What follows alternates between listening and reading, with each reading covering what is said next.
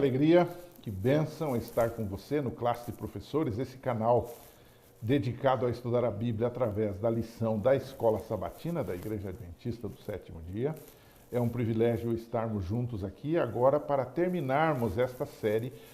Chegamos à lição número 13 da nossa discussão, baseada no profeta Isaías. Nós estamos terminando um trimestre, foi um privilégio estar com você, foi uma alegria tê-la conosco nesse canal. Continue divulgando, continue orando por nós, precisamos das suas orações para que Deus nos sustente. E também convidando você já para o próximo trimestre. Se Deus permitir, estaremos aqui para agora estudarmos a aliança de Deus com o seu povo. Esse será o tema baseado em toda a Bíblia. Um tema muito teológico, mas ao mesmo tempo um tema extremamente importante, eu diria até essencial para a nossa compreensão da vontade de Deus. Nessa semana, a lição 13 fala sobre a renovação do planeta Terra. O que é que nós vamos estudar nesta semana?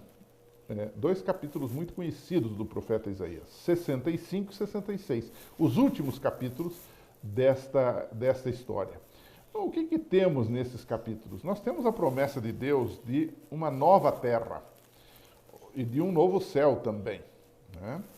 E aí, isso às vezes causa nas pessoas e nos estudantes da Bíblia uma certa preocupação. É o que vamos tentar discutir um pouquinho nesta semana. Em primeiro lugar, eu começo fazendo uma afirmação de que essa promessa de uma nova terra era para os judeus, para aqueles que estavam saindo da Babilônia e vindo para a sua terra prometida, que sob a bênção de Deus, com a obediência do povo, iria se tornar de fato uma terra abençoada, dadivosa, onde as pessoas teriam uma vida longeva e uma vida com grande significado, e que estariam abençoando as nações ao seu redor. Então começa com uma promessa para os judeus, esse é o tópico número 1. Isaías 65, 17, Deus diz assim: porque eis que eu crio novos céus e nova terra, e não haverá lembrança das coisas passadas, nem mais se recordarão. Essa promessa era inicialmente para os judeus, como eu já disse, que voltavam do exílio. Por quê? Porque nessa nova terra não haveria mais tristezas e as pessoas iriam desfrutar do que construísse. Se você pega aí o texto de Isaías 65 e 66, você vai encontrar, por exemplo, expressões como esta: edificarão casas e nelas habitarão. Por que Deus disse isso? Porque o povo tinha perdido as suas casas em Israel, em Judá, e levado cativo. E lá eles foram morar em casas emprestadas, porque eles eram escravos, né, lá na Babilônia. Plantarão vinhas e comerão o seu fruto. Eles, quando foram levados cativos, certamente tinha muitas vinhas plantadas que eles não estavam desfrutando do fruto destas vinhas, porque foram levados cativos. Então, Isaías 65, verso 21, diz: edificarão casas e nelas habitarão, plantarão vinhas e comerão o seu fruto. O texto também diz que nesta terra nova haveria longevidade. Isaías 65, 20, um verso que tem causado muita preocupação naqueles que leem, porque a aplicação de muitos é só para a nova terra que vem no fim, depois da volta de Jesus, mas esse texto ele era inicialmente aplicado à realidade de Israel lá na volta do exílio. O texto diz assim: não haverá mais nela, na terra, criança de poucos dias, nem velho que não cumpra os seus dias. Por quê? Porque entre eles havia uma mortalidade, uma taxa de mortalidade infantil bastante alta. E então o texto diz que criança pequena não iria morrer, nem velho que não cumpra os seus dias. Mas ele dá a ideia de que a morte ainda existiria lá, né? Os gentios que se convertessem poderiam ser até sacerdotes, seriam líderes de adoração. O texto de Isaías 66, 21 diz que Deus iria tomar, e isso era uma grande novidade para aquele povo, realmente era uma nova terra, uma nova ordem de coisas, né? Eu tomarei alguns, Deus diz, para sacerdotes e para levitas, diz o Senhor, entre os estrangeiros, né? Contudo, o texto também deixa claro, no 66, verso 24, que alguns inimigos ainda estariam incomodando a eles, como por exemplo a própria morte, que é o último inimigo a ser vencido, ainda estariam presentes. Então isso causa um certo desconforto, porque eu passei, você passou a vida toda estudando a Bíblia com as pessoas, dizendo esse texto se refere à nova terra, aquela que vem depois do milênio, não é o tempo de Deus, quando uma nova ordem de coisas será instaurada neste mundo, sem dor, sem pecado, sem morte, sem sofrimento. Mas nós temos que ler o texto de forma correta. Realmente esse texto se refere àquela nova terra, mas inicialmente ele se refere à terra prometida, que era a terra de Israel, aqui neste mundo, depois da volta do exílio. Essa era a direção da profecia de Isaías. E então, para não constranger ninguém, eu tenho o segundo bloco da lição dessa semana. O primeiro essa era uma promessa para o povo de Israel. O segundo bloco esta de Isaías 65 e 66 era uma promessa para o povo de Deus. Que promessa é essa? Uma promessa de restauração de uma nova terra. Cumpriu-se em parte com os que voltaram do exílio. Mas aí você me diz, mas como, pastor?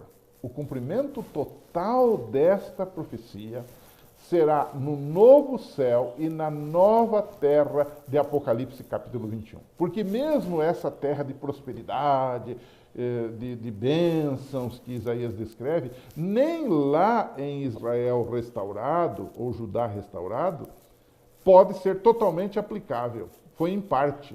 Por quê?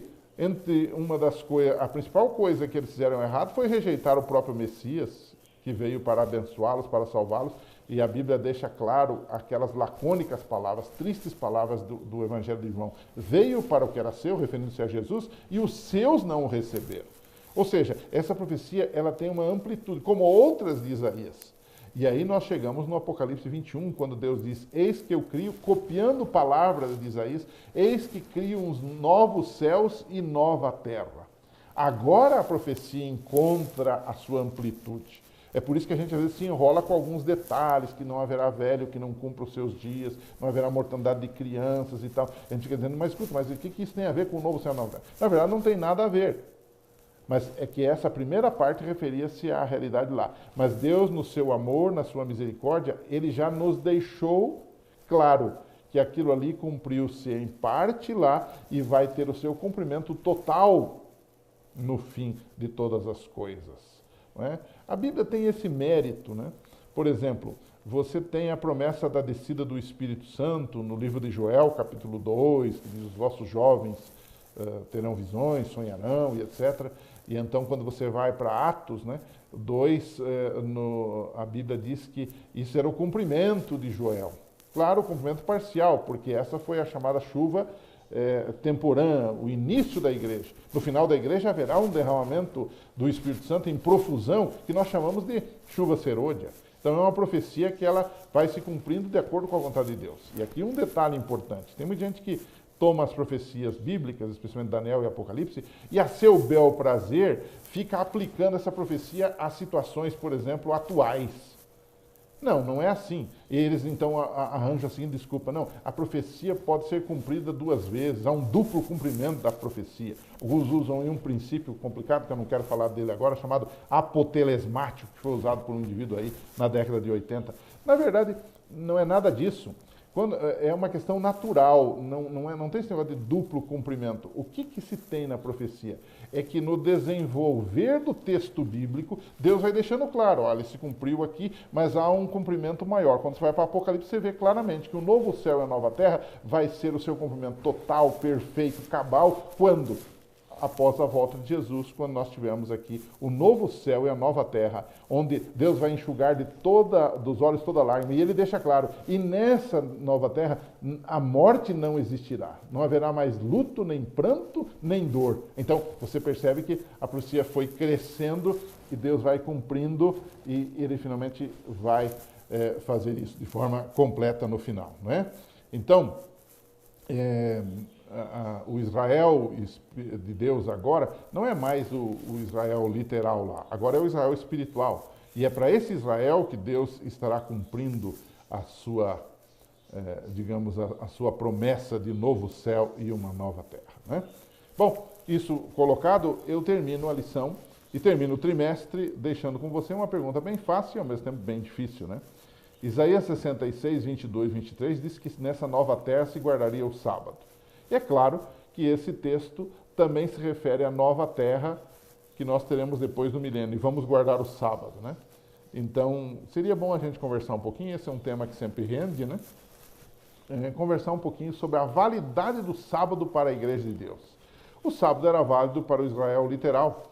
O sábado é também válido para o Israel espiritual. Não há nenhum texto na Bíblia que diga que não precisamos mais guardar esse dia. Então converse um pouquinho com seus alunos sobre isso, ouça a opinião deles, respaldado logicamente com textos bíblicos.